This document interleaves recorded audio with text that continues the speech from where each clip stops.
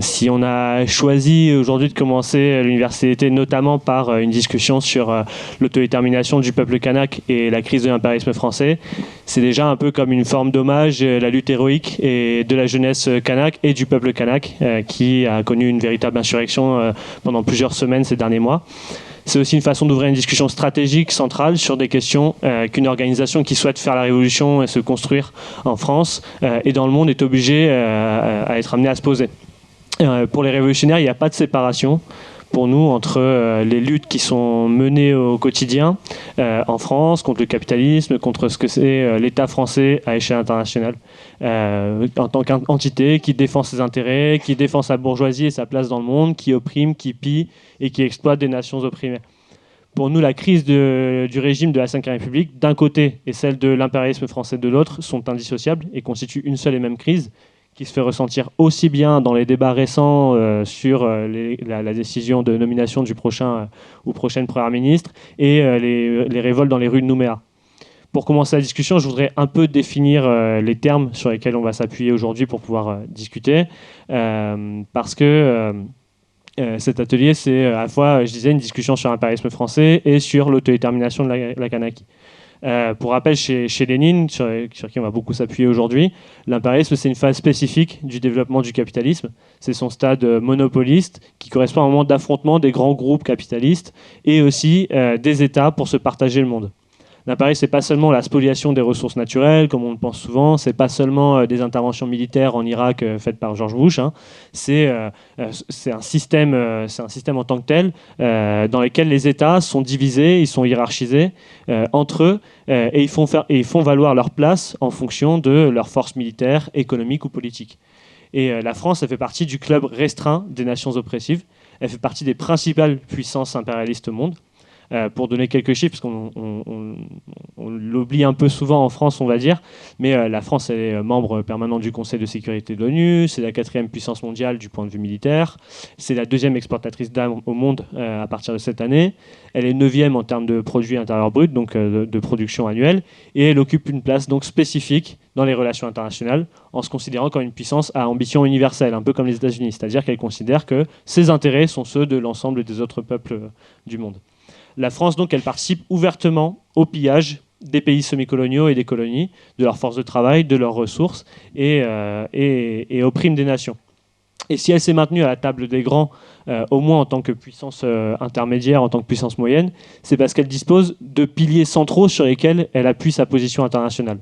D'abord, c'est un sujet, bon, c'était censé être le titre d'aujourd'hui, mais vous avez vu qu'on a un petit peu changé le titre d'aujourd'hui. On pourra en discuter après, pendant la deuxième partie de l'atelier. Mais c'est sa domination historique de son précaré en Afrique, de son précaré colonial, qui est en crise actuellement.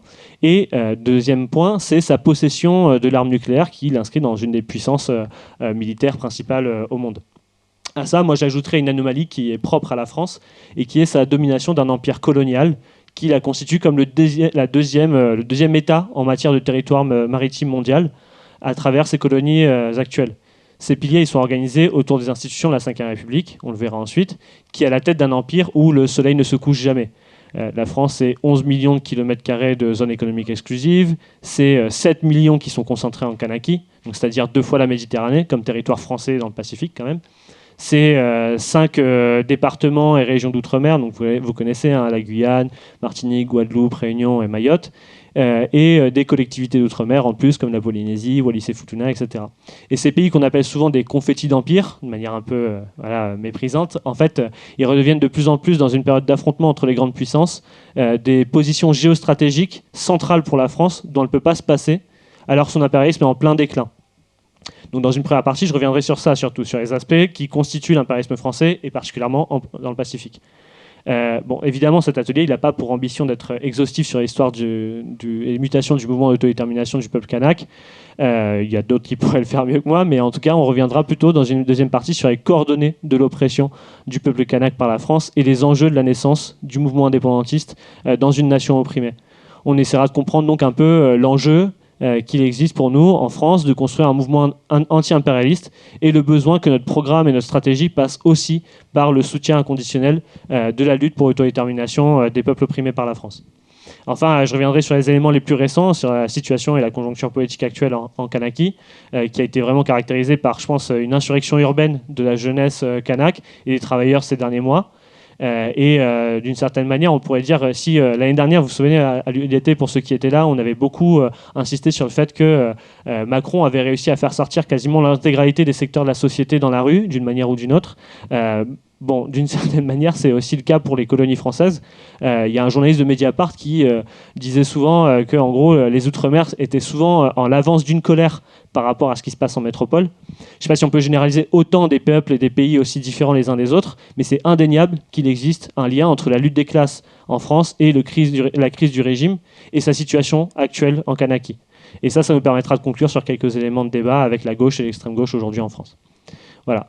Donc déjà, pour commencer par la question d'impérialisme, si on veut se situer, la Kanaki, elle est colonisée en 1854. À titre de comparaison, par exemple, la Réunion, la Guadeloupe, Martinique, c'est des îles qui ont été colonisées au XVIIe siècle, en 1640, donc c'est une colonisation assez tardive. La Kanaki, elle est très vite devenue un bagne, où la France et sa marine veulent consolider une position géostratégique contre l'Angleterre.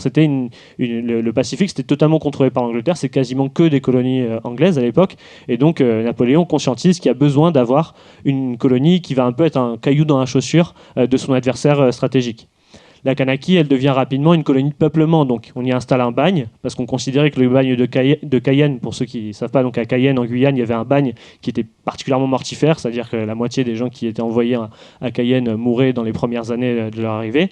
Donc, la Kanaki, c'était un peu considéré comme un bagne plus light, entre guillemets, où vont notamment être exilés les communards de 1871, dont Louise Michel, et les révoltés algériens de Mokrani, qui sont à 2 jours près, en fait, avec la commune de Paris, qui vont aussi être envoyés en Kanaki.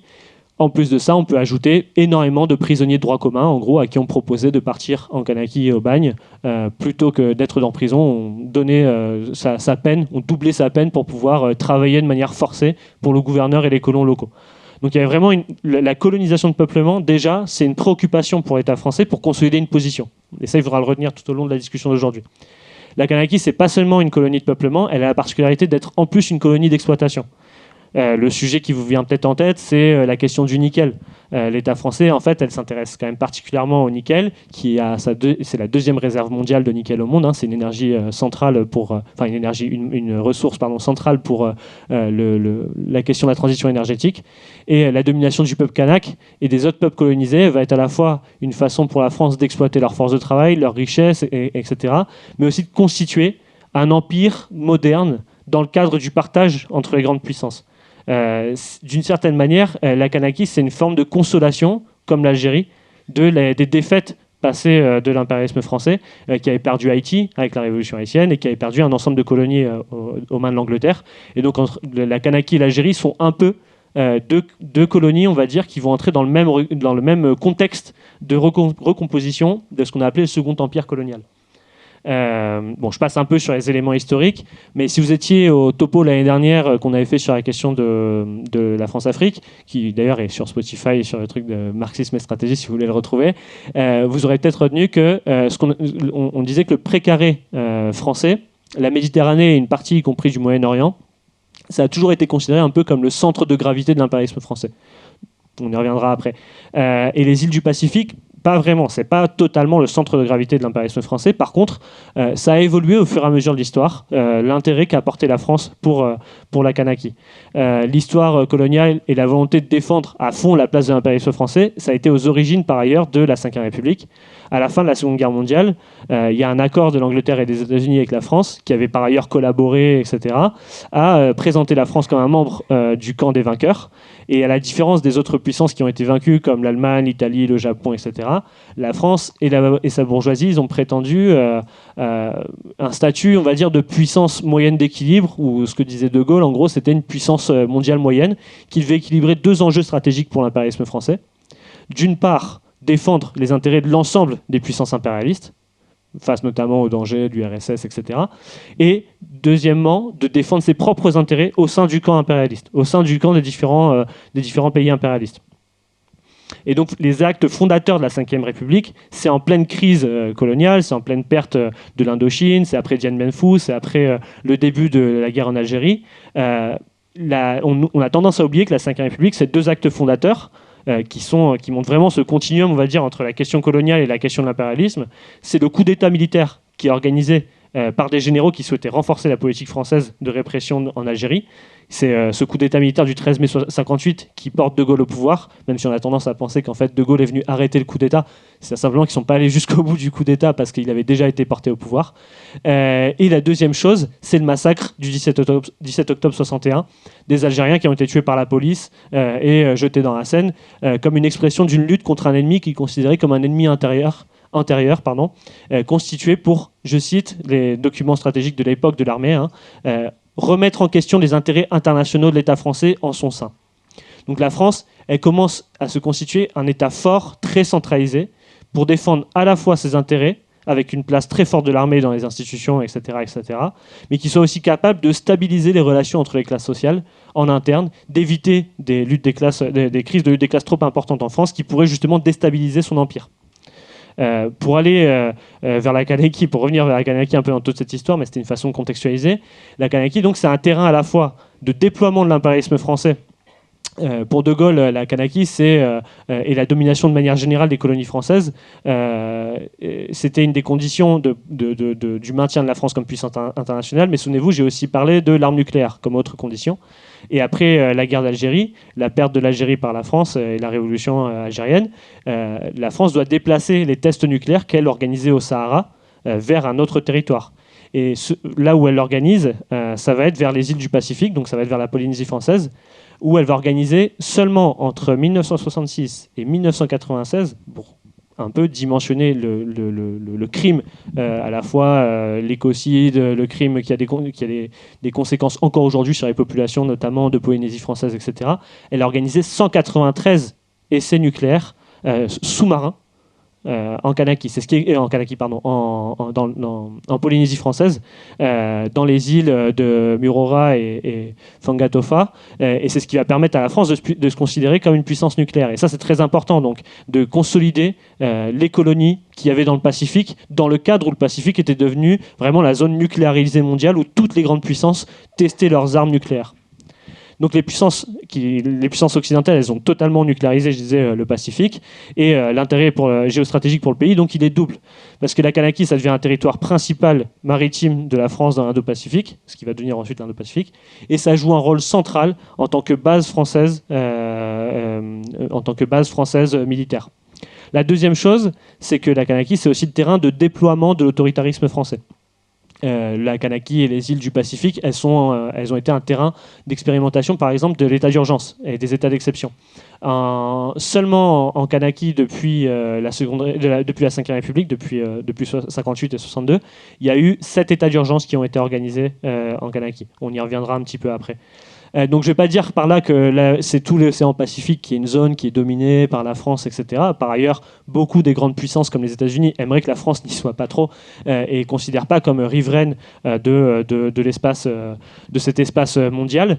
Mais c'est pour ça, et c'est comme ça qu'il faut comprendre le contexte dans lequel on est actuellement, c'est pour ça que la France doit renforcer son oppression sur la Kanaki pour renforcer sa position géopolitique dans cette région. Parce que la position de la Kanaki l'a toujours amené à jouer un rôle un peu particulier dans les tensions avec les grandes puissances. Pendant la Seconde Guerre mondiale, c'est souvent peu su, donc je le dis, mais la Kanaki a été une base militaire américaine. Dites-vous, aujourd'hui, il y a 270 000 habitants en Kanaki.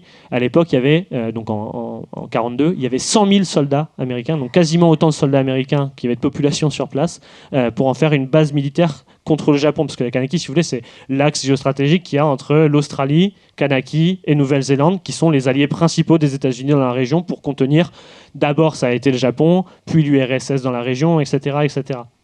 Et nous, on fait une définition de la situation internationale aujourd'hui qui va considérer qu'on fait face, pour paraphraser Lénine, à une période de crise de guerre et de révolution. On y reviendra après, mais dans lesquels les puissances impérialistes sont en train de connaître un déclin important, dont la France et les États-Unis. Et ce déclin, il crée une situation dans laquelle on assiste à des points de tension internationaux entre des puissances montantes, comme la Chine, la Russie, etc., et les puissances impérialistes historiques. Et c'est pour ça qu'on retrouve dans ce qu'on appelle l'Indo-Pacifique une lutte politique centrale, une lutte politique voire guerrière centrale, entre la Chine et les États-Unis. Donc de là est né le concept qui a été celui de l'Indo-Pacifique. Vous entendez souvent ce mot qui ne veut pas dire grand-chose en vrai, parce que c'est comme si on liait l'océan Indien et l'océan Pacifique, qui sont des réalités sociales et culturelles totalement différentes. Mais c'est une façon pour, dès 2007, par exemple pour le Premier ministre japonais qui a inventé ce terme, pour dire en gros, pour faire un appel à l'ensemble des puissances impérialistes de l'époque et à leurs alliés, leur dire attention, il faut qu'on soit en capacité de contenir des puissances naissantes comme la Chine, et donc il faut qu'on soit en capacité de se préparer à penser géostratégiquement cet espace-là, l'Indo-Pacifique, donc pour contenir une puissance en naissance comme la Chine. Et ce concept, après, il va être repris d'abord par les États-Unis, par l'Australie, puis par la France. En 2019, la France, elle fait officiellement, c'est le premier État européen d'ailleurs à le faire, c'est le premier État à considérer officiellement qu'elle a des intérêts dans l'espace Indo-Pacifique. Pourquoi elle a des intérêts dans l'espace Indo-Pacifique? Et si vous lisez les documents de l'Union européenne, c'est clairement selon la définition française qu'on retrouve ça. J'avais même prévu une petite carte, mais bon, comme on n'a pas de diapo, je ne pourrais pas vous la montrer. Mais vous pourrez la retrouver sur Internet, je vous l'enverrai. Mais la France, elle a sa définition un peu tout à elle de l'Indo-Pacifique. Si vous regardez les États-Unis, pour eux, l'Indo-Pacifique, c'est toute la partie qui a la côte ouest américaine, en gros, et qui va jusqu'à, qui part d'Hawaï et qui va jusqu'à la frontière chinoise de Taïwan. En gros, c'est vraiment nord Pacifique, etc. La France, elle, sa définition, elle est beaucoup plus large. L'Indo-Pacifique, pour elle, partirait de la côte est de l'Afrique, elle irait jusqu'aux îles de la Polynésie française. Ça fait un peu large. Ça revient à considérer que la définition géopolitique de cette région, faite par la France, elle est déjà large, mais en plus, elle est déterminée avant tout par les possessions coloniales de la France. Quand vous regardez pourquoi est-ce qu'elle parle de la côte est à la Polynésie française, c'est parce qu'à la côte est de l'Afrique, elle a Mayotte, elle a la Réunion, qui est une de ses principales bases militaires dans l'océan Indien. Elle a Djibouti, Abu Dhabi, je vais peut-être vous perdre un peu en géographie, ça fait un triangle, quoi, comme ça. Donc elle contrôle tout l'océan Indien. Et puis ensuite, la principale base militaire qu'elle a, qui va vers le Pacifique, c'est la Kanaki. Et donc ce qui relie ces bases du Pacifique et ces bases de l'océan Indien, c'est la Kanaki. Donc c'est une position stratégique centrale. La définition de l'Indo-Pacifique pour la France, c'est la Kanaki. Je disais donc, et donc c'est important, vous ne savez peut-être pas, pour vous donner une petite anecdote par exemple, vous ne savez peut-être pas que la France a une île à la frontière mexicaine qui s'appelle Clipperton. Elle a des îles qui sont au niveau, qui sont revendiquées par Madagascar depuis des décennies, qui séparent Madagascar du Mozambique. Ça appartient aussi à la France. Vous avez une île qui est partagée avec Maurice, qui s'appelle Tromelin. Vous avez plein comme ça d'îles. En fait, si vous regardez une carte, c'est incroyable. Vous avez plein d'îles partout, en fait, qui sont des peuples, des nations opprimées par la France, et qui appartiennent à la France et qui sont pensées comme des positions géostratégiques. Et donc, voilà, après la vague décoloniale des années 60, la perte des pays africains, etc., il faut bien comprendre que les deux régions où la France n'a pas reculé, c'est dans les Caraïbes, avec les Antilles, et c'est dans le Pacifique. La Cinquième République, donc, elle a pour objectif aujourd'hui de revaloriser ces restes d'empire colonial, avec des détachements armés, des envois de CRS, des zones d'observation aérienne, des zones d'observation maritime, etc., etc. Et donc la France, elle a besoin, encore une fois, et elle a toujours eu besoin en réalité, de ces colonies pour se définir en tant que puissance mondiale. À tel point qu'elle continue, encore aujourd'hui, à subventionner, avec des milliards, le mode de vie qu'il y a dans ces îles. La Franconésie, comme on en parle souvent, en fait, c'est un maintien artificiel par des subventions françaises d'un mode de vie qui ne correspond même pas du tout en réalité à la réalité économique sur place. Et donc, là j'avais une autre carte, mais tant pis. La Kanaki, c'est un peu la pierre angulaire, voilà, dans tout cet espace. Alors je ne reviens pas plus loin, mais c'est juste pour vous dire en gros que si vous regardez la situation actuelle en Kanaki, le déploiement de 2700 policiers, l'envoi de militaires, etc., ils ne sont pas là pour repartir dans 2 semaines. Tous les soldats qui sont envoyés aujourd'hui, peut-être pas individuellement chacun, mais en tout cas les troupes qui sont envoyées, le GIGN, etc., sont des troupes qui sont amenées à rester en Kanaki. c'est un renforcement d'une base militaire, ce qui est en train de se passer. En dehors d'une contre-insurrection qui est menée par la police française, par l'armée, etc., etc., c'est une consolidation d'une position géostratégique. C'est pas du tout une mission de, comme il l'appelle, de pacification. Et donc la France, elle a beau avoir connu des revers importants dans la région. Je disais tout à l'heure, elle n'est pas considérée comme une riveraine par plusieurs États. Par exemple, les États-Unis ont expulsé la France de l'alliance AUKUS avec l'Angleterre et l'Australie de la région, ce qui a beaucoup vexé l'impérialisme français. Ils leur ont retiré les sous-marins nucléaires. Peut-être que vous avez entendu parler de cette histoire où la France, qui avait prévu depuis plusieurs années de vendre des sous-marins nucléaires qu'elle était en train de construire, apprend du jour au lendemain qu'en fait l'Australie a retiré des contrats de près de 100 milliards de dépenses pour l'Australie et qui a acheté des sous-marins nucléaires américains, qui d'ailleurs participe à une nucléarisation de la région, quoi. Et donc, tout ça, ça a beau être des revers qu'a pris la France ces dernières années dans l'Indo-Pacifique, le principal revers qu'elle est en train de vivre, il est basé sur la lutte des classes qui a actuellement lieu en Kanaki. Le principal frein à la France en Kanaki dans l'Indo-Pacifique aujourd'hui, c'est le peuple kanak. Et donc la première leçon stratégique, pour finir cette première partie, pour les révolutionnaires en France, c'est de considérer qu'au vu de l'importance qu'est en train de prendre la Kanaki pour la bourgeoisie française, on pourrait reprendre un peu un parallèle historique avec une des principales leçons laissées par Marx aux ouvriers et aux peuples des nations qu'on appelle les nations oppressives. En fait, face à la colonisation et l'oppression du peuple irlandais dans les années 1870, Marx faisait de la lutte des Irlandais pour l'indépendance de leur pays un préalable absolu au succès du mouvement ouvrier en Angleterre contre la bourgeoisie. Parce que le nationalisme anglais et la haine des Irlandais, c'était un poison contre l'unité de la classe, parce qu'il y avait déjà beaucoup de migrants irlandais en Angleterre, etc., etc. Donc c'était un poison à l'unité de la classe, mais c'était aussi un des outils qu'avait la classe bourgeoise anglaise pour asservir sa classe ouvrière. Et Marx, au contraire, il incitait les ouvriers anglais à soutenir inconditionnellement les travailleurs irlandais qui demandaient la libération de leur pays. Il considérait deux choses. D'une part, dans le programme socialiste, l'internationalisme et l'unification des prolétariats, elles ont un obstacle dans la haine d'un prolétariat envers l'autre. Donc c'est seulement dans la mesure où le prolétariat anglais montrera au prolétariat irlandais qu'il est son allié et qu'il peut lui faire confiance pour le défendre, qu'il va pouvoir construire cette unité internationaliste. Deuxième chose, c'est que l'émancipation du peuple irlandais pourrait affaiblir profondément les bases économiques, politiques, militaires et idéologiques des classes dominantes de la nation oppressive. Ça aurait été une défaite. Si les classes, imaginez-vous, si la classe ouvrière anglaise avait créé de grandes grèves pour défendre le peuple irlandais, la défaite que ça aurait pu représenter pour l'Angleterre. Et donc, au même titre qu'il y avait pour Marx une communauté d'intérêts entre le prolétariat irlandais et le prolétariat anglais, il y en a une entre la nation opprimée kanak, les nations opprimées par la France dont j'ai parlé tout à l'heure, les différentes colonies, etc., et le prolétariat français. La défense inconditionnelle de l'autodétermination du peuple kanak, elle est stratégique pour nous. C'est une question essentielle pour lutter contre le nationalisme au sein de notre classe. Je disais tout à l'heure, l'universalisme français, le fait de considérer que la France serait un pays qui va sauver les peuples sauvages, etc., etc., qui est une conception qui est ancrée dans le nationalisme français. Une des façons de lutter contre ce nationalisme, c'est d'abord et avant tout de montrer en fait aux ouvriers français qu'ils ont un intérêt dans une alliance avec les travailleurs kanaks. La deuxième chose, c'est que les généraux à la tête du coup d'État de 58, dont je parlais tout à l'heure, eux, ils considéraient qu'une des principales raisons de l'échec de la France en Indochine, à Dien Bien Phu, quand ils font les bilans stratégiques de ce qui s'est passé à Dien Bien Phu, ils disent l'une des principales raisons de notre échec, c'est qu'il y avait une partie de la population française qui s'opposait à la guerre. Et que ça, c'était un des principaux points. C'était une guerre qui avait un caractère concrètement politique. Donc la politique des révolutionnaires en France, elle doit être de convaincre le prolétariat français, je me répète un peu, qu'un allié stratégique réside dans l'émancipation du peuple kanak et de l'ensemble des peuples colonisés par la France. Bon, maintenant, on a décrit un petit peu donc les intérêts français, vous aurez remarqué, de la France en Kanaki.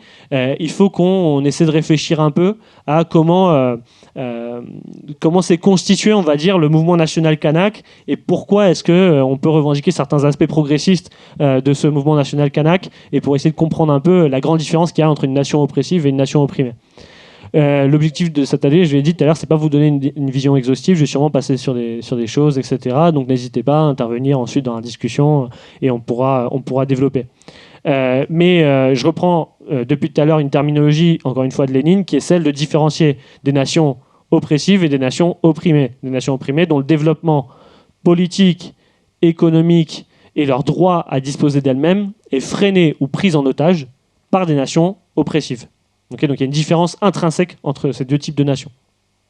Ça va jusqu'à présent?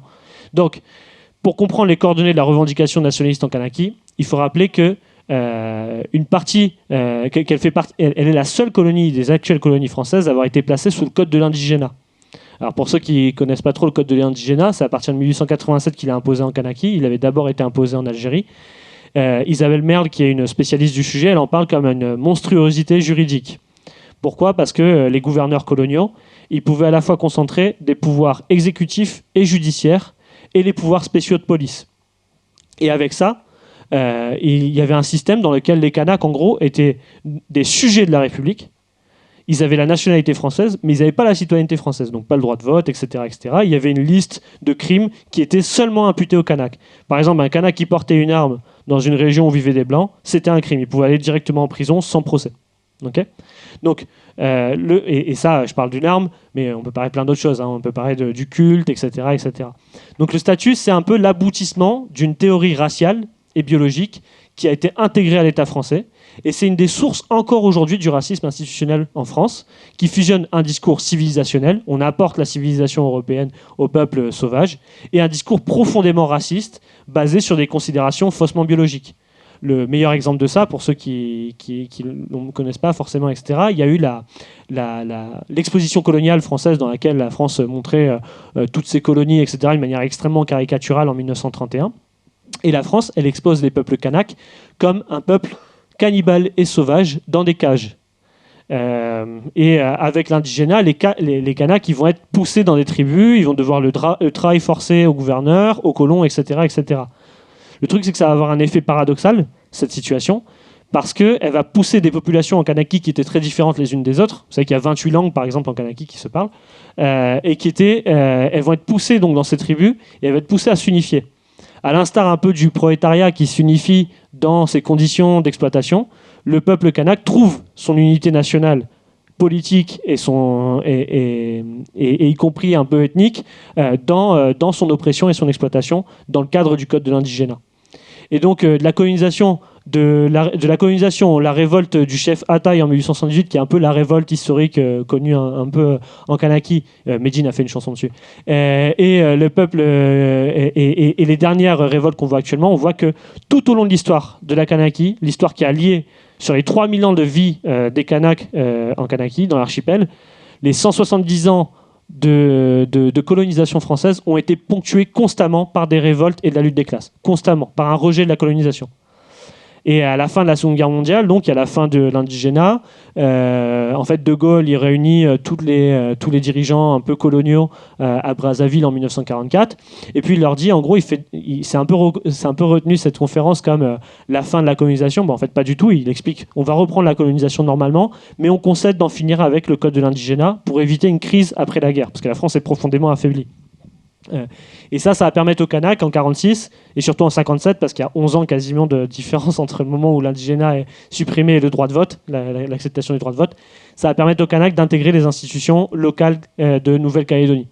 Et en fait, là je vais vous décrire un petit peu une période précisément, parce que je pense qu'elle est importante à comprendre. C'est la période des années 46 aux années 70, où le mouvement kanak connaît une mutation très profonde. D'abord, il y a l'émergence d'une de ses principales organisations politiques à l'époque, c'est l'Union calédonienne, que vous connaissez peut-être aujourd'hui, qui est la principale organisation kanak encore aujourd'hui, qui est née en 1953 de la fusion de groupes protestants et chrétiens. Par ailleurs, pour freiner en partie le développement du Parti communiste et sa section mélanésienne. Le débat au sein de l'impérialisme français il joue entre trois questions. Soit c'est l'indépendance, type Vietnam ou Algérie, avec guerre coloniale, massacre, etc., soit c'est la départementalisation, qui est souhaitée par les élites coloniales, y compris des îles comme la Réunion, la Guyane, la Martinique et la Guadeloupe, et y compris leur parti communiste. Soit c'est le chemin vers l'autonomie, un statut un peu bâtard qui n'est pas vraiment très précis à cette époque-là. En Kanaki, donc, on assiste à un tournant progressif, parce qu'au début, les courants politiques kanaks sont surtout autonomistes. Ils ne sont pas pour l'indépendance de base. Ils sont pour une autonomie qu'ils appellent une autonomie politique et culturelle. L'Union calédonienne, de base, elle s'oppose totalement à l'indépendance.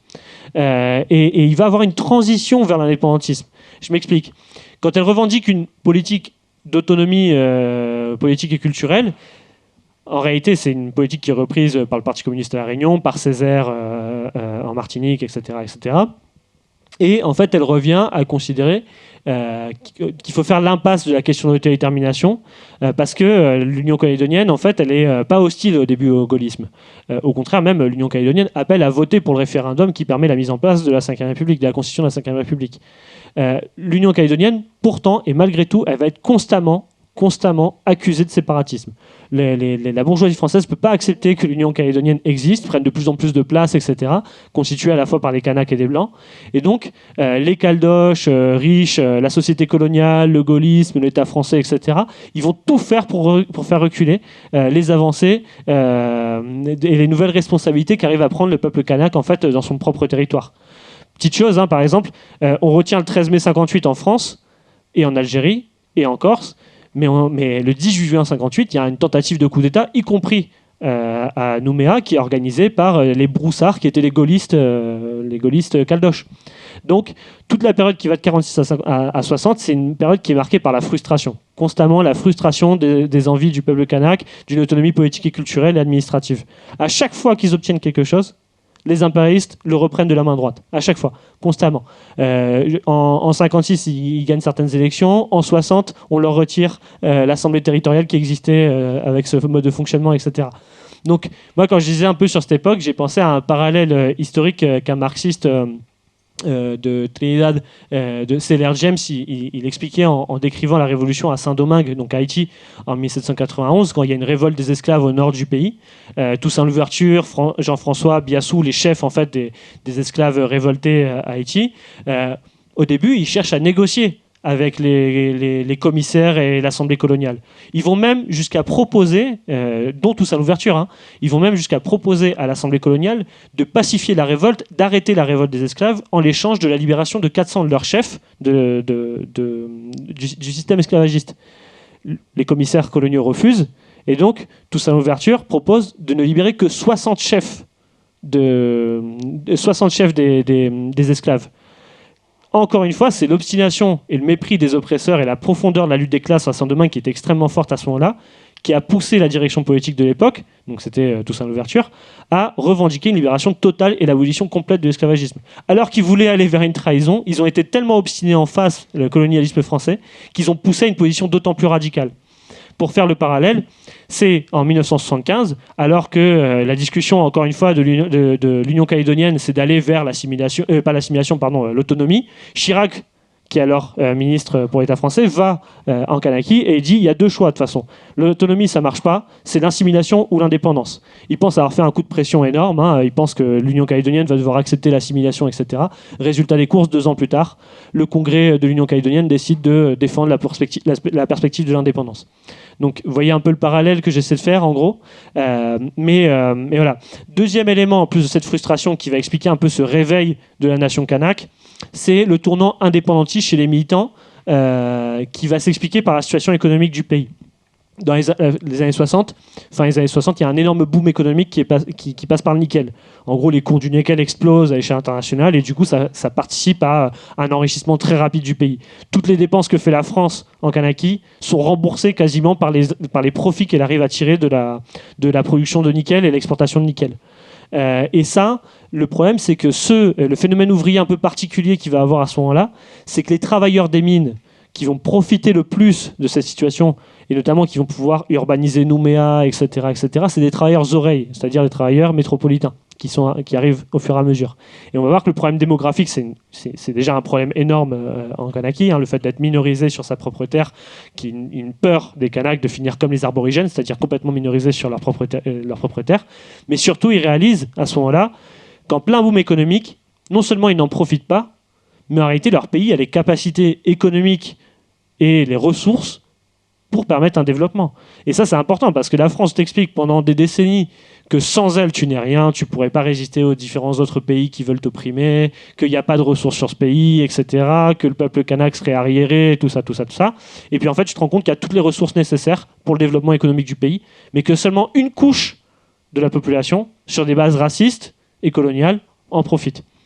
Le troisième facteur qui va participer au réveil kanak, c'est l'influence des mouvements de libération nationale internationaux. Jean-Marie Tjibaou, qui est l'un des principales figures historiques du mouvement kanak, lui, il est profondément influencé par Fanon, par Césaire, par les mouvements sur la négritude, etc., et par les décolonisations. Et il y a aussi une partie de la jeunesse kanak qui, elle, va aller pour la première fois à l'université en métropole. Pour vous donner un niveau, on va dire, du racisme en Kanaki, le premier Kanak à obtenir son bac, c'est en 1951. Parce que jusqu'à présent, sous le statut de l'indigénat, ils n'avaient pas le droit d'accéder à l'école, ils n'accédaient qu'aux écoles de missionnaires. D'où le poids d'ailleurs de la religion, etc. Donc le premier bachelier, c'est en 1951. Et donc, ils arrivent en France et ils tombent sur mai 68. Ils tombent sur un mouvement, le plus gros mouvement de grève générale de l'histoire occidentale. Il y a des comités qui sont formés dans des facs. Il y a un comité Nouvelle-Calédonie qui est formé dans la fac de Paris 2, s'il y a des étudiants de Paris 2 ici. Voilà, c'est l'histoire. Ces jeunes, donc, quand ils rentrent au pays, ils sont profondément influencés non seulement par la jeunesse révolutionnaire, par la grève générale qui a eu lieu, par les discours anti-impérialistes qu'on retrouve pour l'Indochine, pour le Vietnam, pour l'influence de la révolution cubaine, etc., etc. Et donc, ils fondent deux groupes.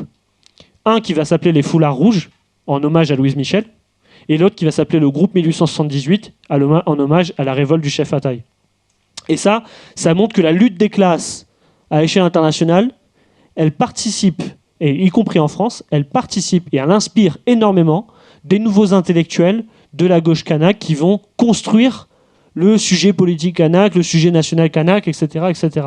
Et en 1969, donc pour la première fois, alors je disais l'indépendantisme c'était des courants très minoritaires, ça n'existait pas vraiment comme courant politique, etc.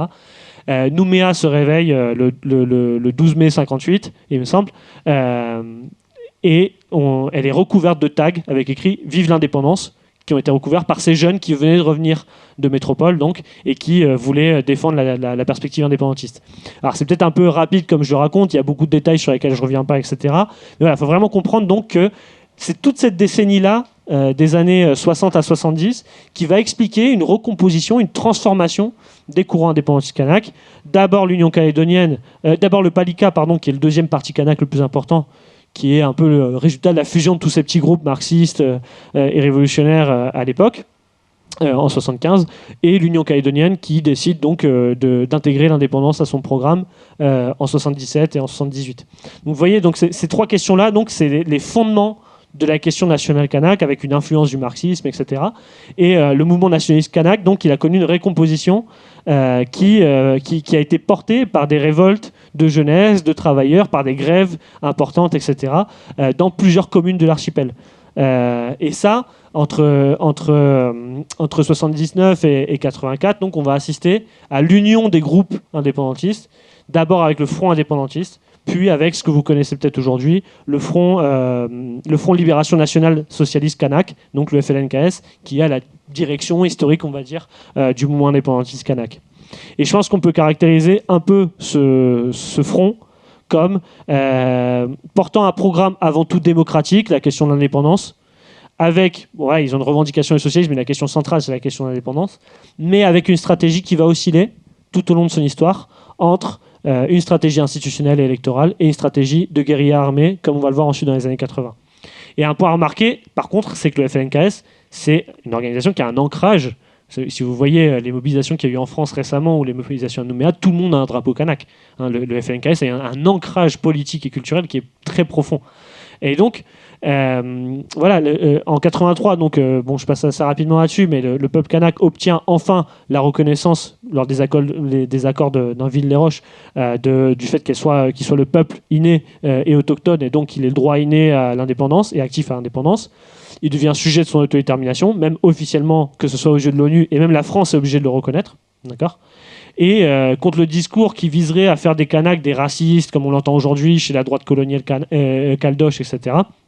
Au contraire, si vous regardez Neyseline, par exemple, qui est un des chefs, des dirigeants historiques du Palika, lui, il défendait énormément le besoin d'une union entre les travailleurs blancs et les travailleurs kanaks en Kanaki, mais aussi les militants kanaks à Nainville-les-Roches, ils vont intégrer dans leur question, dans leur autodétermination nationale, une question qui me paraît à moi particulièrement progressiste, c'est-à-dire qu'ils ne vont pas penser la définition de leur nation seulement d'un point de vue ethnique et politique sur les Kanaks eux-mêmes, mais ils vont intégrer dans cette nation kanak l'ensemble de ce qu'ils appellent les victimes de l'histoire.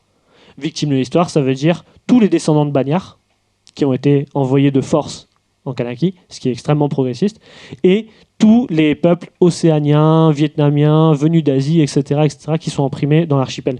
Et donc voilà, ça c'est vraiment une question centrale parce que la nation kanak, c'est une nation qui est basée sur un caractère politique, culturel, et qui se propose à une certaine ouverture ethnique. Et malgré cette situation, la France étant une puissance impérialiste tout à fait détestable, elle finit par refuser, par voir l'émergence de ce mouvement indépendantiste, et surtout cette question en plus qui est d'autant plus préoccupante qu'elle pourrait toucher d'autres secteurs que les Kanaks, elle voit ça comme une menace très forte. Et la France, elle va réactiver une doctrine que vous connaissez peut-être, qui est la doctrine de guerre insurrectionnelle, la doctrine contre-révolutionnaire, d'accord, qui est héritée de l'Algérie et de l'Indochine et qui a pour objectif de réprimer les mouvements insurrectionnels avec un fort ancrage politique dans les populations des pays coloniaux. La France, ça va s'adonner à un niveau de massacres coloniaux sur lesquels je ne vais pas entrer dans le détail, mais dans les années 81 à 89, il y a 68 civils qui ont été assassinés en Kanaki. Parmi ces 68 civils, il y a une très grande majorité qui sont Kanaks, d'accord. Et donc cette décennie, elle va être rythmée par des attentats, des assassinats politiques, des embuscades menées par les colons. Les deux frères de Jean-Marie Tjibaou, ils ont été assassinés, plus d'une dizaine des membres de sa tribu dans une embuscade en 84. En 81, ils assassinent, des Caldoches assassinent le dirigeant historique de l'Union calédonienne, qui était blanc d'ailleurs, Pierre Declercq, qui participait à la construction du mouvement indépendantiste. La France, de son côté, en même temps que les groupes paramilitaires sont en train de se former en Kanaki, elle essaie de faire passer une nouvelle réforme en 84 qui a pour objectif de saper totalement le pouvoir institutionnel des Kanaks. Ce qui aboutit donc, il y a un acte un peu symbolique, c'est Éloi Machoro, qui est un des dirigeants du FLNKS à l'époque, qui va détruire une urne qui va briser une urne pour montrer le rejet des Kanaks de cette réforme, qui finit par ils appellent au boycott des élections qui vont avoir lieu pour soutenir cette réforme qui est mise en place par le gouvernement français, d'ailleurs sous la présidence Hollande, Mitterrand. Et donc ça c'est une question importante parce que vous voyez que si on fait un parallèle avec aujourd'hui par exemple, alors que les indépendantistes appellent à boycotter une élection, la France essaie d'insister et d'imposer cette élection, et on finit avec à 98% des gens qui ont voté pour la droite, évidemment, parce qu'il n'y a aucun Kanak qui a voté, et il y a 50% quasiment d'abstention. Donc il y a des affrontements très importants. Éloi Machoro, dont je vous parlais il y a un instant, il est assassiné par un sniper alors qu'il se rend. Il y a un affrontement avec la police coloniale, il se rend et le GIGN lui tire une balle dans le cœur. Alors qu'il avait le fusil comme ça, quoi. Enfin, c'est un assassinat politique ouvert.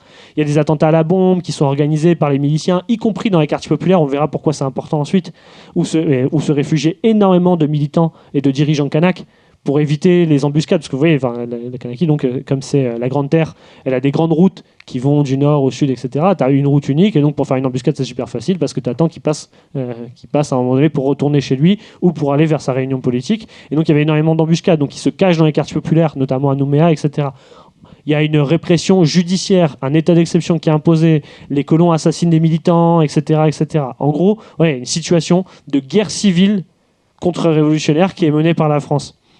Et comme l'expliquait récemment un camarade kanak qui n'a pas pu venir aujourd'hui, il me disait en gros l'État français en Kanaki il n'a pas d'intermédiaire dans la répression. Il fait pas dans une petite répression d'abord, puis au fur et à mesure on augmente, on a de plus en plus d'armes, etc.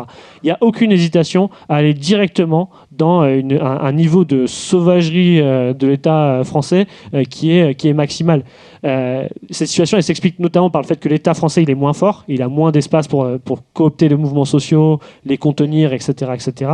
Et parce que le mouvement kanak il avait un projet clair, qui est la question de l'indépendance. Et donc on ne peut pas tolérer ça, donc on réprime très durement. Regardez, en seulement quelques mois, il y a déjà 11 morts en Kanaki, dont 8 Kanaks. Ce qui est énorme. À quel moment un mouvement social en France a une dizaine de morts en 2 mois ? Ça n'existe pas.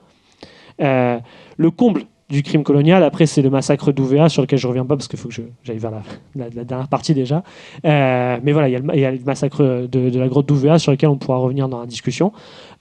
Mais en gros, ce massacre qui fait assassiner 19 militants kanaks dans la grotte d'Ouvéa, ils vont aboutir à la mise en place d'abord des accords de Matignon en 89, dont les accords de paix, puis ensuite à la mise en place des accords de Nouméa, qui sont considérés comme des accords de décolonisation et qui devaient pousser à la mise en place d'un ensemble de mesures qui devait permettre la délégation des pouvoirs autonomes à la Kanaki jusqu'à une potentielle indépendance.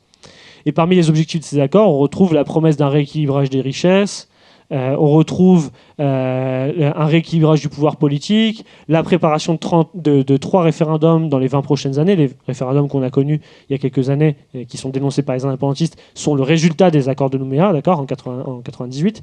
Et le préambule même des accords de Nouméa, bon, il y a des juristes dans la salle, ils le diront mieux que moi, mais reconnaît même une partie des crimes coloniaux perpétrés par la France. Parce que la France, en fait, elle est portée contre le mur en 17 années, parce qu'elle organise un massacre à la grotte d'Ouvert où elle tue 19 militants kanaks, et en même temps, il y a un mouvement kanak qui continue à être extrêmement revendicatif. Donc elle est obligée de céder, on va dire, et de temporiser avec ces accords de Nouméa. Le problème, c'est que de son côté, le FLNKS, il veut obtenir les conditions pour convaincre la population d'un référendum. Et donc, ils disent en gros, comme la Kanaki, c'est un archipel qui est extrêmement dépendant de l'économie extérieure, de l'économie française, etc., il faut qu'on prépare les instruments politiques et économiques à l'indépendance. Le problème, c'est que c'est une vision qui correspond à une perception étapiste de la libération nationale, avec d'abord une étape d'indépendance politique partielle et d'indépendance économique, puis aller vers l'indépendance politique totale. Le problème avec ça, c'est qu'au même titre que les Kanaks essayaient de se préparer pour l'indépendance, l'État français il n'a pas chômé pendant 20 ans. Pendant 20 ans, la France a aussi préparé son élite coloniale, les colons caldoches se sont réorganisés, elles ont renforcé l'utilisation des pouvoirs régaliens. La France a déployé plus de militaires en Kanaki pour préparer des situations potentiellement d'insurrection, etc. En gros, à temporiser sur 20 ans d'indépendance, ça a surtout profité en grande partie à la France. La deuxième grande limite des accords de Nouméa, c'est qu'ils ont créé une forme de profonde illusion dans la gauche kanak, en tout cas dans la génération, on peut les comprendre, hein, qui ont connu des massacres coloniaux extrêmement durs, etc., et qui ont cru qu'il était possible de pouvoir avoir un accord avec la France. Mais ça a créé une profonde illusion dans le sens que la Ve République pourrait, malgré tout ce qu'elle est, accepter qu'une de ses colonies principales puisse partir, sa colonie avec le plus gros PIB, etc., de ses colonies actuelles, puisse partir dans de bonnes conditions. Et donc, c'est un peu laisser la balle dans le camp français d'avoir fait ça. Dans la première partie, je suis revenu sur le fait que la France était une nation oppressive et impérialiste. En face, la Kanaki, c'est une nation opprimée, donc qui a toujours lutté pour son autodétermination. Hein. Et la deuxième considération stratégique qu'on peut tirer de cette oppression, sans fin des Kanaks, c'est la suivante. Pour les révolutionnaires, quelle que soit la direction politique, et ce malgré les critiques que je viens d'expliquer sur le FLNKS ou les accords de Nouméa, etc. Mais pour les révolutionnaires, il y a une défense inconditionnelle de la lutte pour l'autodétermination nationale des peuples opprimés. Et on se placera toujours du côté kanak face à la France. En dépit des désaccords que je disais, etc., etc., la tâche des révolutionnaires en France, c'est d'assurer le droit absolu des Kanaks à la séparation et à gérer eux-mêmes leurs affaires. On pourrait argumenter en disant que le projet des révolutionnaires devait être le rapprochement des peuples. On pourrait se dire ça, oui, mais vous êtes internationalistes, vous n'êtes pas pour que les peuples se séparent les uns des autres, etc. Mais en fait, et encore une fois pour reprendre Lénine, on considère que l'union internationaliste des peuples ne se fera pas sans un droit à la séparation. C'est un peu comme l'expression que prend Lénine, c'est le mariage, en disant pour qu'il y ait une union libre dans le mariage, il faut qu'il y ait le droit au divorce. C'est la même chose pour nous, c'est-à-dire que si on devait prendre une feuille avec un point au milieu qui est la question de l'internationalisme, qui est notre programme socialiste, l'union des peuples internationaux, etc. On part de 2 bords différents de la feuille. D'un côté, il y a le bord des nations oppressives, et de l'autre, il y a le bord des nations opprimées. Quand on est du côté des nations opprimées, on doit lutter notamment pour l'autodétermination, mais aussi le lien avec les autres peuples colonisés, et y compris chercher des alliances au sein des pays impérialistes pour pouvoir faire face à la bourgeoisie.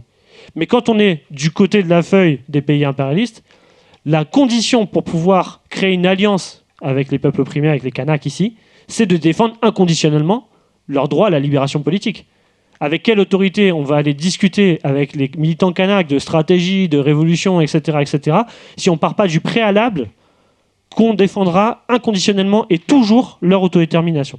Vous voyez, donc, en France, notre première bataille politique, c'est que la classe ouvrière française, elle gagne la confiance de la jeunesse et du peuple kanak, et ça réside dans le fait de revendiquer son droit inaliénable à l'autodétermination. Et c'est seulement à partir de là qu'on pourra avoir cette discussion. Je cite Lénine, et puis je passerai à la dernière partie.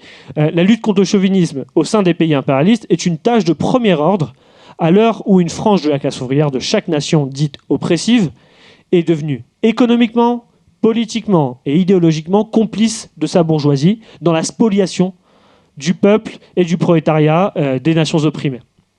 C'est pourquoi le prolétariat doit ouvertement revendiquer la libération, la liberté de séparation politique pour les nations opprimées. À l'époque, Lénine parle de la Russie comme une prison des peuples. Regardez ce qu'est la France aujourd'hui, si ce n'est une prison des peuples aussi. Et la condition pour en finir avec ça, justement, comme pour Marx avec l'Irlande, c'est la reconnaissance par le mouvement ouvrier en France avec, de la nation... la reconnaissance par le mouvement ouvrier en France de l'autodétermination du peuple kanak pour en finir avec la haine, y compris au sein de notre classe, qui peut exister envers les peuples colonisés. Parce qu'il ne faut pas se faire une illusion en pensant que le peuple français, la classe ouvrière française, etc., n'ont pas dans leur construction culturelle, du fait de ce qu'a été l'État français, on va dire, une influence des idées bourgeoises de la colonisation, du racisme, de la considération que la France sera un peuple supérieur, etc., etc. Et ça, c'est une question centrale pour réfléchir à l'union qui peut exister entre les peuples colonisés et le peuple, la classe ouvrière française. Du côté du prolétariat français, donc, on a vu ça, mais il y a aussi une solidarité internationaliste qui va être essentielle pour les Kanaks, avec des alliances, y compris avec d'autres peuples avec lesquels ils veulent avoir des relations, et qui aujourd'hui sont phagocytés d'une certaine manière par le fait que le représentant souverain de la Kanaki vis-à-vis, je sais pas moi, du Vanuatu ou des autres pays de la région, etc., c'est la France, c'est Emmanuel Macron. Donc, on verra, cette conception, elle a des conséquences stratégiques, essentielles et très importantes dans nos débats, y compris avec le reste de la gauche et surtout l'extrême gauche, parce qu'on considère, donc je termine sur cette partie, que d'un côté, le nationalisme d'un pays oppresseur, c'est un nationalisme pervers qui a pour objectif de diviser la classe ouvrière et ses alliés, et de l'autre, il y a le nationalisme des peuples opprimés, qui lui peut être un moteur de la lutte des classes, comme on va le voir sur la situation récente. Alors, pour la situation récente, je vais passer assez rapidement, parce que j'imagine que vous avez écouté les podcasts et les trucs qu'on vous a envoyés sur la situation en Kanaki, vous avez lu un petit peu les articles, etc., qu'on a fait sur le sujet. Mais pour faire un rappel simple, il y a eu 3 référendums qui ont été organisés par la France, donc entre 2018 et 2020. 2 des premiers référendums ont été des victoires du non à l'indépendance. Ça s'explique non seulement du fait qu'il y avait un camp anti-indépendantiste qui est fort, mais aussi parce qu'il y a en face, notamment sous le gouvernement Hollande, une volonté de, par exemple, supprimer des Kanaks des listes électorales. Par exemple, Hollande a validé plusieurs fois les listes électorales qui devaient préparer les élections au référendum en validant le fait qu'une partie des populations Kanaks qui s'étaient installées à Nouméa dans un phénomène un peu d'urbanisation, d'exode rural, etc., n'aient pas accès au vote. Donc ça, c'est une question importante. Mais en tout cas, les 2 premiers référendums ont été une défaite. Par contre, le 3e référendum, c'est une véritable fraude. Les indépendantistes, pendant le Covid-19, ils ont demandé, pendant la pandémie, ils ont demandé à ce qu'il y ait un report des élections, du référendum.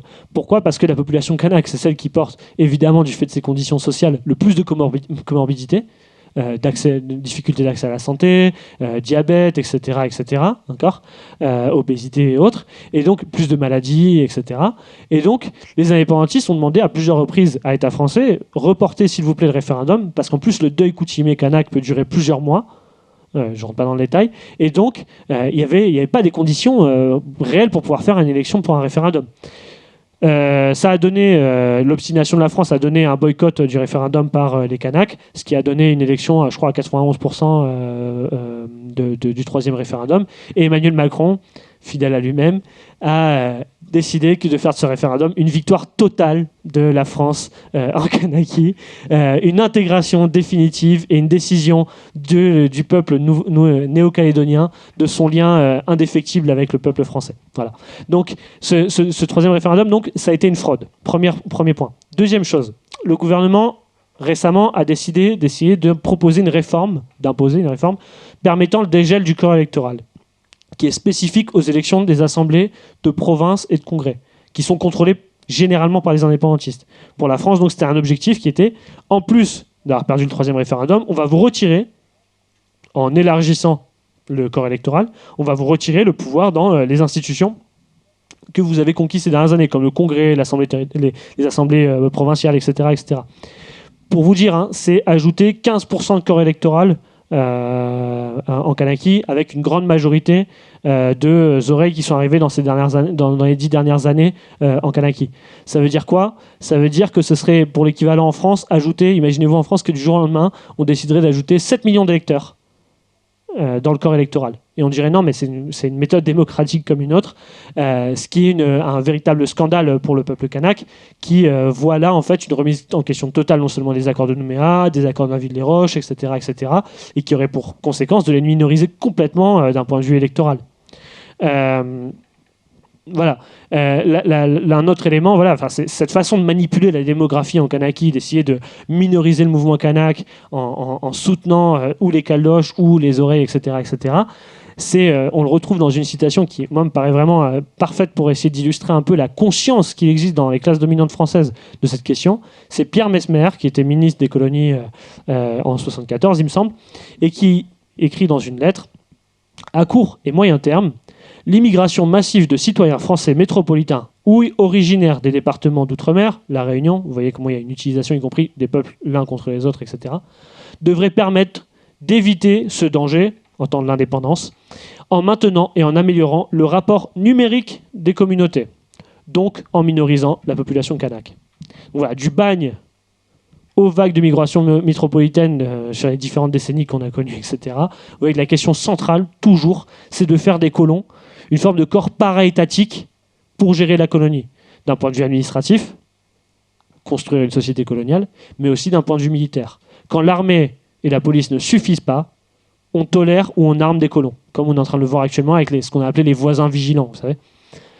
Donc, il y a une réaction, évidemment, le peuple kanak a réagi face à ça. La cellule de coordination des actions de terrain, qui est en gros une émanation du FLNKS, je ne reviens pas dans le détail, elle a appelé à une mobilisation le 13 avril. Et cette mobilisation, pour vous dire, il y a 270 000 habitants en Kanaki, dans tout l'archipel. Il y avait 80 000 personnes à cette mobilisation à Nouméa. Donc c'est énorme, c'est gigantesque comme mobilisation. Et ça a été suivi par des journées de révolte. Pour moi, c'est clairement une révolte politique qui est en train d'avoir lieu à Nouméa et dans les autres villes du pays.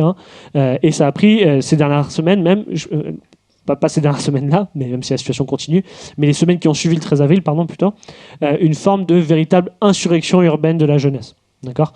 Alors, on a un débat avec des courants politiques comme notamment Lutte ouvrière et le NPR révolutionnaire, sur lequel je reviendrai après, qui ont tendance un peu à expliquer toutes les luttes sociales, en gros, qu'il y a dans les colonies françaises, comme des révoltes contre la faim.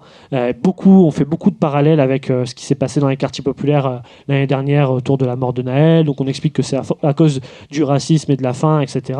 En gros, on cherche tous les moteurs possibles qui ne seraient pas la question nationale dans la révolte qu'il y a actuellement. On essaie d'expliquer de mettre tellement en avant les éléments économiques pour éviter la question nationale. En fait, les révolutionnaires, ils ont toujours vu dans les mouvements de l'autodétermination nationale, je disais, des puissants moteurs de la lutte des classes. Et je vais vous citer tout simplement un des jeunes militants kanak qui a été interviewé par Nouvelle-Calédonie, la première. Nous, on ne veut plus parler de dialogue, on ne veut plus parler d'accord. Tous nos vieux ont signé des accords et ces accords n'ont jamais abouti. Aujourd'hui, on parle de dégel électoral, mais on ne veut pas de ça. On demande la pleine souveraineté. Et ça, c'est dans un quartier populaire en Kanaki. Donc, les jeunes des quartiers les plus touchés, ils ont été particulièrement marqués par la tradition de lutte des classes en Kanaki et par la tradition de lutte nationale du peuple opprimé kanak.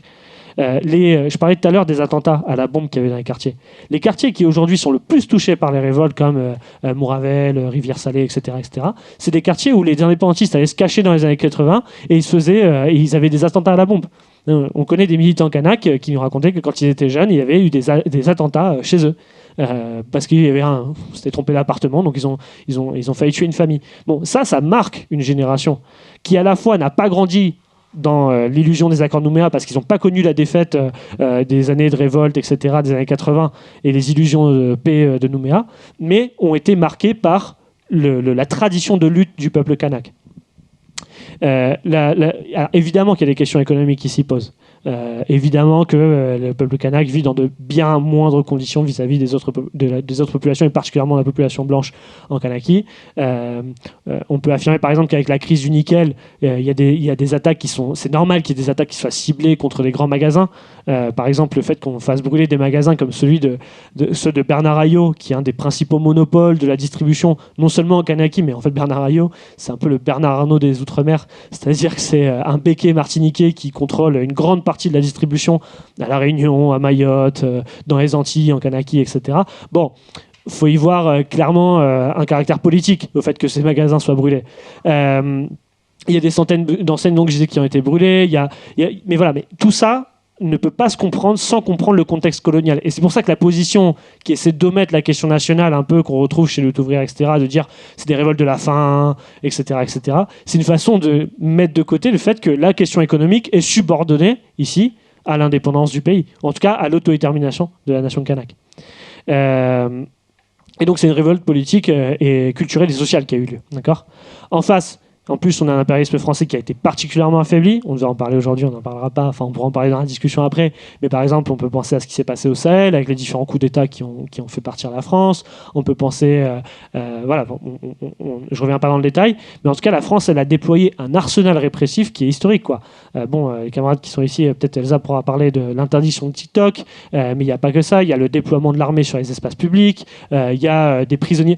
Vous ne savez peut-être pas qu'il y a des prisonniers politiques aujourd'hui, comme Christian Théin et ses camarades, qui n'ont jamais eu de procès et qui sont dans des prisons françaises, tous séparés les uns les autres. Un à Mulhouse, je crois qu'il y en a à Dijon, il y en a, bref, tous séparés les uns les autres, et pendant des semaines ont été à l'isolement. Avec aucun contact, 17 000 km à traverser, donc tu n'as aucun contact avec ton avocat. Tu arrives, il a été enchaîné menotté tout le long de sa déportation. C'est une véritable déportation politique. Les prisonniers kanaks aujourd'hui sont des déportés politiques. Et donc, il y a ça, il y a les meurtres qui ont été organisés par les voisins vigilants, etc., etc. Et puis, il y a aussi maintenant un troisième truc qui est un peu les punitions collectives. Sonia Backès, qui est la présidente de la province sud, qui dirige Nouméa, en gros, qui est une alliée d'Emmanuel Macron et qui a notamment participé au gouvernement d'Elisabeth Borne, qui est une fasciste en puissance, j'ai envie de dire. Ce qu'elle fait actuellement, par exemple, c'est qu'elle est en train de mener des punitions collectives contre les quartiers populaires. Donc ça veut dire fermeture de collèges, fermeture d'écoles, arrêt des subventions d'associations, notamment les associations qui organisent la vie sociale et culturelle dans les quartiers populaires, d'accord, et j'en passe. Et avec un discours guerrier qui est dur, quoi, un discours de vengeance qui est agité aujourd'hui par la droite coloniale et qui nous fait penser un peu, moi ça me fait vraiment penser aux Pieds Noirs en Algérie, ce discours de vengeance contre le peuple colonisé. Donc il y a une troisième leçon stratégique, qui on va bientôt terminer, promis, c'est le fait que la situation en Kanaki, elle ne doit pas être complètement déconnectée, bien qu'elle ait ses logiques propres, on l'a vu, des phénomènes de lutte des classes qui ont touché la France ces dernières années et qui ont participé à l'affaiblissement du régime de la Ve République. D'accord ? Historiquement, il y a toujours eu des liens entre les luttes coloniales et les luttes sociales en France. Pensez à tous les moments où le régime français était le plus affaibli. Révolution française, révolution Haïti. Vous avez les révolutions en Algérie pendant le moment où le régime français est le plus affaibli, en Indochine. Vous avez mai 67 qui, d'une certaine manière, annonçait mai 68. Vous avez les Gilets jaunes à La Réunion, qui était une version sous stéroïdes des Gilets jaunes en France. Bref, vous avez un ensemble de situations comme celle-ci qui montrent qu'il y a un lien clair entre, d'un côté, la lutte contre l'exploitation en France et de l'autre, la lutte contre l'oppression nationale. Et donc, il y a deux débats sur lesquels je vais finir qui s'ouvrent. D'un côté, on a dit la question de la lutte contre le nationalisme oppresseur, le nationalisme pervers qui existe de la bourgeoisie française, c'est une question centrale. Et donc, on a des adversaires qui, concrètement, agitent, militent ce nationalisme au sein de notre classe. Comment comprendre sinon, par exemple, que des membres du Front populaire, du nouveau Front populaire comme Raphaël Glucksmann, appellent à remettre de l'ordre en Nouvelle-Calédonie ? Comment est-ce que vous pouvez revendiquer, parce que son discours, il faut bien comprendre qu'il influence les idées politiques de notre classe, à un mec comme Jean-Luc Mélenchon qui va vous expliquer qu'en gros, il va le revendiquer, les deux principales frontières françaises, maritimes, c'est avec l'Australie par la Kanaki, terrestre, c'est avec le Brésil par la Guyane. Donc cet ensemble politique, et qui sont d'ailleurs, ce NFP défendu, y compris par des militants qui se disent décoloniaux. Donc cet ensemble, pour aller au topo demain sur la question des colonies, donc cet ensemble d'agitation de ces idées nationalistes, etc., au sein de notre classe, elles sont complètement contradictoires avec la question stratégique dont je parlais tout à l'heure, qui est l'unité et la défense inconditionnelle de l'autodétermination des peuples opprimés aujourd'hui par la France. Au même titre que les révolutionnaires dans les années 30 dénonçaient la participation de la CGT à l'exposition coloniale, ils avaient un stand directement à l'exposition coloniale, dénonçaient les politiques du Front populaire en Algérie, etc. Nous devons dénoncer l'influence du nationalisme, y compris le nationalisme de gauche, appelez ça universalisme comme vous voulez, au sein de notre classe. Deuxième chose, à l'extrême gauche. Le débat il est un peu différent, mais il y a un débat stratégique quand même qui est obligatoire à avoir. Je disais tout à l'heure, il y a Lutte ouvrière et un peu le NPR révolutionnaire qui dénonce le colonialisme, etc. Vous avez retrouvé ça chez la gauche. Beaucoup de gens disent on est solidaire avec les Kanaks, contre le colonialisme, etc., etc. Si on va un peu plus loin dans leur position, les camarades de cette organisation, ils se sont à plusieurs fois distanciés de la demande d'autodétermination du peuple kanak en affirmant, une phrase creuse et qui ne va pas très loin, la dictature du prolétariat, c'est la seule résolution complète des tâches démocratiques bourgeoises, c'est-à-dire ici de l'indépendance formelle de la Kanaki.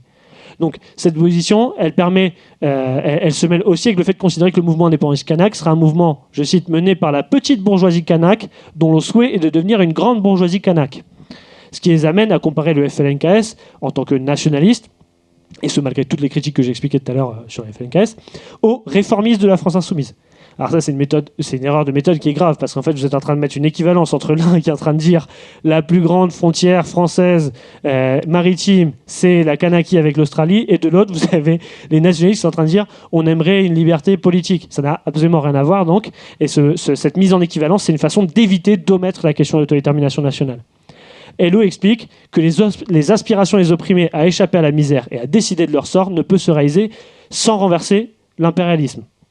Hors de cette perspective, nous sommes condamnés à voir se reproduire les inégalités et les violences qui alimentent le rejet, la haine, etc., etc. Le problème, c'est que si tu retires totalement la question nationale et coloniale de ce débat, alors tu fais preuve d'une forme d'internationalisme abstrait qui omet totalement la bataille avec les idées nationalistes au sein de notre classe. Une organisation comme Lutte ouvrière devait être en train d'expliquer dans ses bulletins d'entreprise, etc., etc., qu'il y a une oppression du peuple kanak et travailleurs français, vous devriez vous opposer à cette oppression du peuple kanak. Pas dire « Ah non, nous, en fait, on veut l'internationalisme ». Donc dans ce cas-là, pas besoin de te mouiller, tu poses pas de discussion. La deuxième chose, c'est que Hello défend le fait qu'il faut soutenir le mouvement, qu'au lieu de soutenir le mouvement indépendantiste kanak, il faut construire les conditions de l'unité entre Caldoche et kanak à travers leurs conditions de vie économique. Bon, le problème c'est que cette unité, elle ne pourra jamais se faire sans que le système d'oppression coloniale et raciste soit remis en question. Comment on pensait pouvoir unifier des Caldoches et des Kanaks alors qu'il y a un système colonial au milieu qui les divise? Il faut qu'il y ait une partie du prolétariat caldoche qui accepte, notamment, je disais tout à l'heure, vu les conditions que proposent, y compris les Kanaks, d'intégrer la nation kanak, etc., qui accepte de rejeter le nationalisme caldoche, le nationalisme français. Donc la lutte pour l'autodétermination du peuple kanak, y compris auprès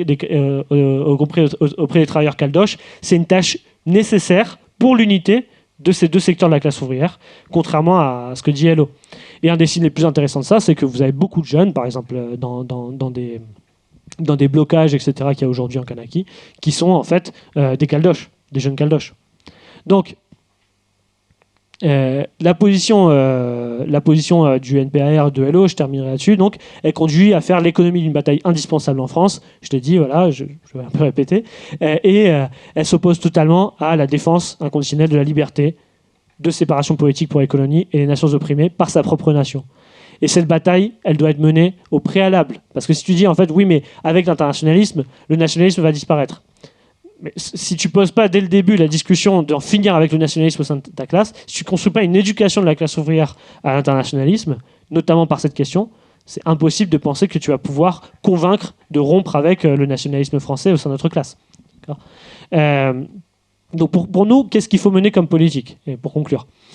Déjà, il y a des tâches spécifiques à la construction d'une organisation révolutionnaire en France pour moi qui reviennent à construire et développer des campagnes anti-impérialistes contre notre propre impérialisme. contre l'impérialisme, contre le militarisme, contre le racisme d'État qui est composante de l'impérialisme français, contre la division de notre classe, pour une politique indépendante de classe vis-à-vis de la bourgeoisie impérialiste française, la construction d'une organisation qui défende cette position partout où elle peut intervenir pour préparer la classe ouvrière. Nous, on est dans un pays où il y a une tradition politique de l'anti-impérialisme qui est assez faible et qui est, dans ces dernières années, plutôt cooptée par des courants conservateurs. Vous aurez vu qu'il y a beaucoup, par exemple, d'antiracistes qui ont revendiqué De Villepin. De Villepin n'est pas un anti-impérialiste, camarade. En aucun cas. Tout comme d'autres courants qui, en fait, essaient de dire qu'aujourd'hui, il faut construire une identité décoloniale, une position décoloniale qui s'appuierait sur la défense, y compris de courants conservateurs ou d'une alliance avec les organisations réformistes en France. Bon, tout ça, ça nous impose à nous de penser qu'il faut une alternative par la construction d'une organisation révolutionnaire, anti-impérialiste, dans le mouvement ouvrier, et que la tâche à la base de l'alliance avec les peuples opprimés, elle est là. Toute défaite infligée au capitalisme français, c'est l'aide la plus active qu'on peut fournir au peuple soumis par l'impérialisme et à nos camarades kanaks. Au même titre, toute défaite de l'impérialisme français en Kanaki pourrait ouvrir une situation révolutionnaire, une onde de choc pour nous qui serait incroyable. S'il y avait une indépendance kanak, une révolution en Kanaki, imaginez-vous l'impact que ça aurait non seulement sur tous les peuples colonisés par la France, mais y compris en France, où vous aurez des milliers de jeunes qui se sont solidarisés avec la Palestine, etc., et qui vont pouvoir en fait solidariser avec un idéal révolutionnaire comme celui-ci.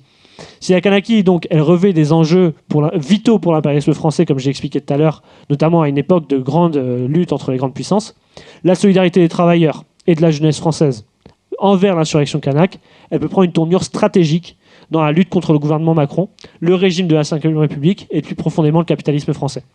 Les dizaines de milliers de jeunes dont je parlais ces derniers mois qui ont remis en question la participation de la France au génocide en Palestine, ont vu un peu qu'ils avaient eux-mêmes, que la France elle-même avait un peu sa Palestine. Toute comparaison n'est pas raison, mais voilà. Au même titre que le spectre du Vietnam a été réveillé par la Palestine, le spectre de l'Algérie a aussi été réveillé par la situation actuelle en Kanaki. Et donc, plus que jamais, la lutte pour l'autodétermination du peuple kanak doit résonner jusqu'en France métropolitaine pour le retrait total des troupes françaises, le retrait de la police française en Kanaki, la dissolution des milices de colons, la libération de l'ensemble des prisonniers politiques, qui soient en France comme en Kanaki, le retour de Christian Théin et ses camarades sur leur terre, et le retrait de la réforme du corps électoral et la reconnaissance des crimes coloniaux de la France dans l'archipel, ainsi que le retrait total des troupes françaises dans le Pacifique. Seulement à partir de ces conditions, on pourra construire non seulement une organisation révolutionnaire et anti-impérialiste en France, mais aussi on pourra construire les conditions pour un internationalisme entre la France et les peuples qu'elle opprime.